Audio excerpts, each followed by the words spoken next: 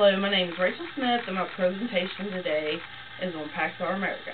And Paxar America is a global manufacturing. It's all over the world, overseas. I worked there when it was in Weston, and then they dislocated it and sent our job to overseas work for much cheaper labor. I worked there for 10 years and did many different jobs, and I really liked it. But anyway,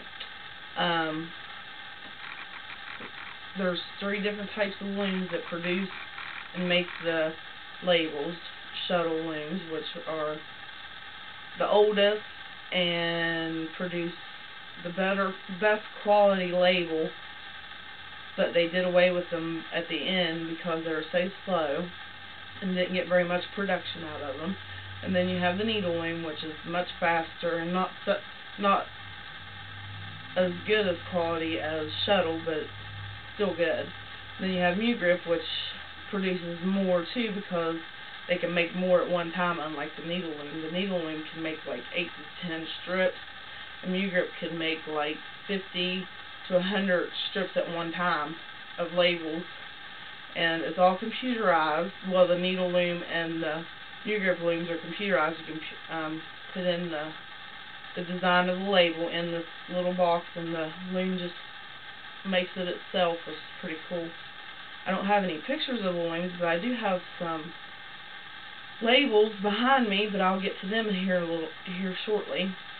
And from the beginning process of a label is you start from design department, which designs the label, and then they send it out to the sample maker, which the sample maker makes it, and then they send it to the customer and see if they like the label, and if they do, they send it back, and then it gets set on the floor. Then we make the labels. The weavers, which the ones who run the looms are called weavers, and make the labels, and then you send them to finish department, which that makes it how the label, if you want them stiff or soft or just flimsy, that's where you do in the finish department. From the finish department goes to makeup department, and they inspect them to try to get all the defective ones out, because sometimes there can be a lot of defective labels because of malfunctioning of the looms, problems with them. And from makeup goes to cut and fold, which the labels are cut and stuck in a box, like 300 or 400 in a box at one time. And then for makeup, it goes to maybe sometimes second inspection, just to be sure, because sometimes the customers are really picky. And then it goes to shipping, and then they're shipped out the door. And that's, in a nutshell, what Paxar did. But Paxar does all different kinds of labels, like labels in on mattresses, and printed labels where the print is stamped on, and many different types of labels. But here is a few labels that I've made many of, starting with shuttle loom, which are Disney characters. Have Mickey Mouse. Those are the better quality labels.